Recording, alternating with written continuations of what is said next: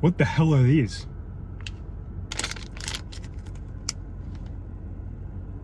I got these from Trader Joe's as $1.99 a pack. 126 calories for 2 of these.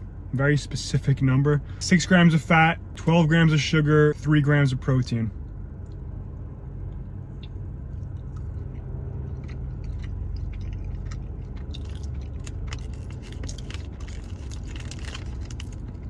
This one's peanut butter and jelly.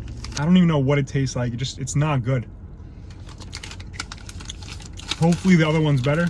It says new recipe. I would hate to see what the old recipe is.